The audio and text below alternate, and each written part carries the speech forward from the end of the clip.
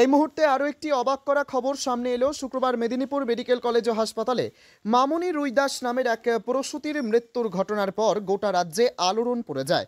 Raiganj government medical কলেজেও বিতর্কিত কোম্পানির স্যালাইন ব্যবহার করা হচ্ছে এমনটি জেনে ভিড় করেন তামাম সংবাদ মাধ্যমের প্রতিনিধিরা।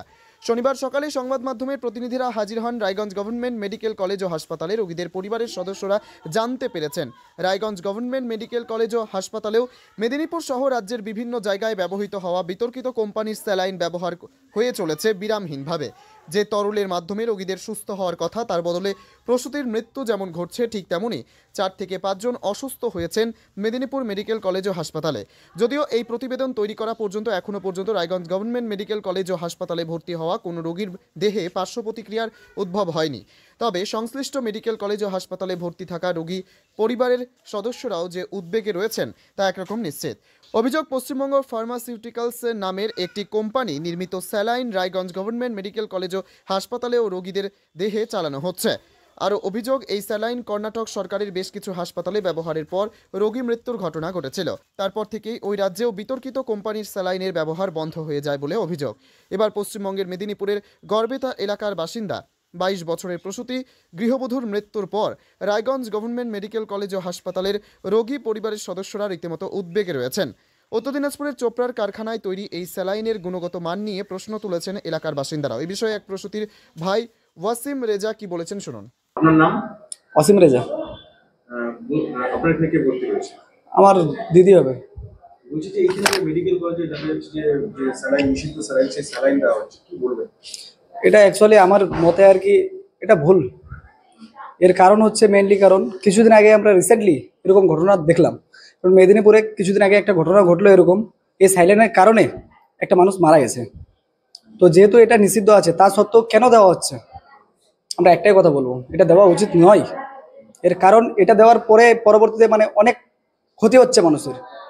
কিছুদিন আগে একটা মানুষ মারাও গেল, তা সত্ত্বেও এই সাইলেন্টগুলো নিষিদ্ধ করা হচ্ছে না কেন? আমরা রয়েছি এখন রায়গঞ্জ মেডিকেল কলেজ হসপিটালে, আর এই সাইলাইন চলছে। তো হয়তো এদের মানে বিরুদ্ধে কি এগেনস্টে কিছু বলা উচিত। আমি অবশ্যই প্রচুর আতঙ্কিত এই ব্যাপারে। পাশাপাশি বন্ধুকে ভর্তি করতে আসা আরেক বন্ধু নূর আলম কি বলেছেন শুনুন। নূর আলম। আমাকে ভর্তি রয়েছে? আমার বন্ধু ভর্তি হয়েছে। কি হয়েছে বন্ধু? বাইক নিয়ে অ্যাক্সিডেন্ট হয়েছে। কি নাম? সঞ্জিত রবিদাস। বলছি যে আপনার বন্ধুকে যে স্যালাইনটা দেওয়া হচ্ছে, সেই স্যালাইনটা নিষিদ্ধ, সেই স্যালাইনটাই আপনাকে বন্ধুকে দেওয়া হচ্ছে, কি বলবেন বিষয়টা? কি বলবো, ওটা তো একটা অপরাধ, ওটা সিদ্ধান্ত নিতে হবে। যেহেতু বন্ধ করা উচিত, যেহেতু ওটা একটা খারাপ, তাহলে তো ওটা বন্ধ করা উচিত। আর ওটার এসে যদি আমার বন্ধুর কোনো ক্ষতি হয়, ভবিষ্যতে ক্ষতি হতে পারে। বা সাইলন চলছে, আর সাইলন লাগবে বর্তমান অবস্থিতে ওনার, তো ওটা দিয়ে যদি ক্ষতি হয় তাহলে তো ওটা বন্ধ করা উচিত। ওটা নিতে হবে হাসপাতাল থেকে। আপনার কি ভয় আছে? হ্যাঁ, ভয় থাকবে না? ওই সাইলনটা দিয়ে যদি ক্ষতি হয় তাহলে তো ভয় থাকবেই, স্বাভাবিক, ওটা সবারই থাকবেই। সাইলনটা দিয়ে যদি আমার বন্ধুর কোনো ক্ষতি হয় তো ওটা ভয় থাকবে না? সর্বোপরি রায়গঞ্জ গভর্নমেন্ট মেডিকেল কলেজ ও হাসপাতালের ভারপ্রাপ্ত মেডিকেল সুপারিনটেন্ডেন্ট কাম ভাইস প্রিন্সিপাল বিদ্যুৎ বন্দ্যোপাধ্যায় কি বলতে চেয়েছেন শুনে নেওয়া যাক। ডাক্তারবাবু, পশ্চিমবঙ্গ ফার্মাকিউটিক্যালসের যে ব্ল্যাকলিস্টেড বা নিষিদ্ধ বলা হচ্ছে যে স্যালাইন, সেটা রায়গঞ্জ মেডিকেল কলেজ হাসপাতালে ব্যবহার হতে দেখা যাচ্ছে, যেটা নিয়ে আতঙ্ক ছড়িয়েছে, কি বলবেন? আরে, এইটা নিয়ে যে আমাকে বাইট দিতে হবে সেটাই সবচেয়ে দুর্ভাগ্যজনক। যে ক্ষেত্রে বেশ কয়েকটা ওষুধ যখন আসে, সেখানে সরকার তার গুণমান পরীক্ষা করে, তার জন্য ল্যাবরেটরি আছে, বিভাগ আছে, সার্ভেলেন্স আছে। তারপরেও যেটা দেখলাম যে মেদিনীপুরে মাতৃমৃত্যু ঘটেছে। এর আগেও এই পশ্চিমবঙ্গ ফার্মাসিউটিক্যাল নিয়ে অভিযোগ উঠেছিল। তো তারপর থেকে আমাদের হাসপাতালে আমরা রিঙ্গার ল্যাক্টেট, যেটা নিয়ে অভিযোগ উঠেছিল, আমরা ইউজ করিনি। প্রায় 4 মাসের বেশি হয়ে গেল আমরা রিঙ্গার সলিউশন ইউজ করি। কিন্তু আমরা নিরুপায়, কারণ আমাদের যে সাপ্লাই আছে তার ম্যাক্সিমামটাই হচ্ছে এই পশ্চিমবঙ্গ ফার্মাসিউটিক্যাল লিমিটেডের। এখনো সরকার থেকে বা স্বাস্থ্য ভবনের তরফ থেকে এইগুলোকে নিয়ে গিয়ে নতুন কোনো ব্যাচ আমাদের এখানে এসে পৌঁছায়নি। তাহলে এত যে এই যে প্রসূতির মৃত্যুর ঘটনা ঘটলো, সেরকম যদি পুনরাবৃত্তি ঘটে, সেই ক্ষেত্রে দায় কে নেবে? এবার একটা জিনিস হচ্ছে, দায় দুজনের নেওয়ার কথা। ডাক্তার ডায়াগনোসিস করে হাসপাতালে এবং সরকারি সাপ্লাইয়ের ওষুধ ইউজ করে। যারা সেই দায়, তাদেরই নৈতিকভাবে নেওয়া উচিত। যারা এই ধরনের কোম্পানিকে সাপ্লাইয়ের জন্য নিয়োগ করেছে বা এদের গুণমান পরীক্ষার দায়িত্বে আছে, এবার তারা নেবে কিনা আমি জানি না। আপনারা কোনো পদক্ষেপ নেবেন? আমরা তো যেটা হচ্ছে, আমরা প্রত্যেকটা জিনিস ইচ অ্যান্ড এভরিথিং হচ্ছে জানানো পর্যন্ত আমাদের কাজ থাকে, আমাদের এটাই। কিন্তু এখানে দায় নেওয়ার ক্ষেত্রে ব্যক্তিগতভাবে আমি বলতে পারি যে আমার বাড়ির কোনো মানুষ যদি ভর্তি হয় আজকে, তাকে অন্তত পক্ষেই পশ্চিমবঙ্গ ফার্মাসিউটিক্যালের স্যালাইন আমি ইউজ করতে দেবো না, আমি বাইরে থেকে কিনে এনে দেবো। এখানে তো অনেক প্রত্যন্ত গ্রামের মানুষজন এখানে চিকিৎসা জন্য আসে। হ্যাঁ। সেই ক্ষেত্রে যদি কোনো একটা দুর্ঘটনা ঘটে যায় সেক্ষেত্রে কি ব্যবস্থা? দুর্ঘটনা ঘটে যায়, এবার আমরা যেহেতু সরকারি চাকরি করি, সরকারি সাপ্লাইয়ের ওষুধ আমরা ডিসপেন্স করতে বাধ্য, যতক্ষণ না প্রপার অর্ডার দিয়ে সেগুলো তুলে নিয়ে গিয়ে নতুন ওষুধ দেওয়া হচ্ছে। ফলে আমরা এখানে এটা মেডিকেল কলেজ বা এই স্তরে বসে আমরা নিরুপায়, এখন কি বাধ্য হয়ে আপনারা এই স্যালাইন চালাচ্ছেন? মানে নিরুপায়। কারণ এটা দেখে তো যে কোনো মানুষের মতো আমারও তো ভয় হচ্ছে, ভাই রিঙ্গার ল্যাক্টেট থেকে যদি এটা হয়ে থাকে তাহলে অন্যগুলো থেকে হবে কি হবে না সে ভয় তো আমার মধ্যেও রয়েছে। সাধারণ মানুষের ভয় কি, আমার ভয় তো আরো বেশি। এই কোম্পানির স্যালাইন চালানোর জন্য এখন কি কোনো রকম নির্দেশিকা এসেছে?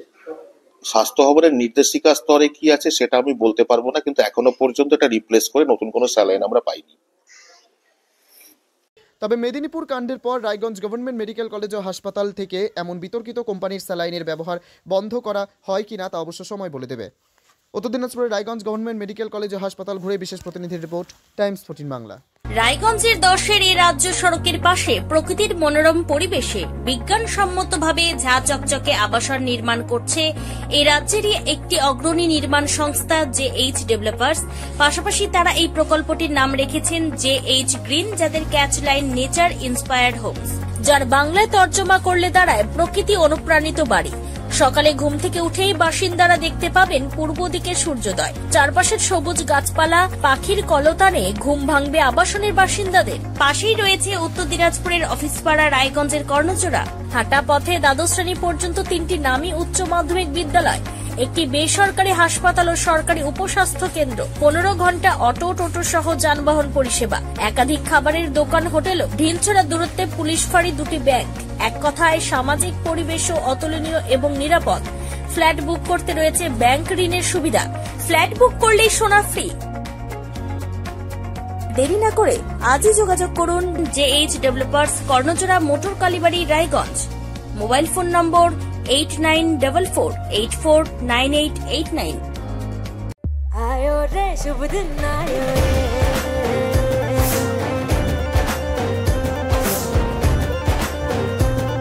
शुभ दिन आयो मन ने भायो, नयो नयो सो रंग ले आयो, होठों पे मुस्कान गुलाबी आयो रे, आयो रे शुभ। আপনি কি কিডনি রোগে ভুগছেন? তাহলে আর দেরি না করে আজই আসুন আপনার এলাকার একমাত্র বিশ্বস্ত প্রতিষ্ঠান জীবন রেখাতে। এখানে বিশেষজ্ঞ নেফ্রোলজিস্ট ডাক্তাররা লেজার ট্রিটমেন্টের মাধ্যমে রোগীদের সমস্ত ধরনের কিডনির এবং প্রোস্টেটের অপারেশন করে থাকেন। রোগী দেখছেন nephrologist doctor Arkaprava Chakraborty, SSKM hospital, Kolkata. Doctor Sunil Kumar, Apollo hospital, Kolkata. Doctor Pinaki Mukherjee, NRS hospital, Kolkata. এছাড়াও এখানে প্রতিদিন অপারেশন করছেন ও বহির্বিভাগের রোগী দেখছেন ইউরোসার্জন ডক্টর আতার কাশিম, PG হসপিটাল, কলকাতা। তাছাড়াও এখানে স্বাস্থ্যসাথী কার্ড ও ওয়েস্ট বেঙ্গল হেলথ স্কিমের সুবিধা রয়েছে।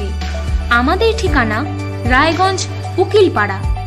বিশদে জানতে কল করুন 8373066655 অথবা 8373066644 এই নম্বরে।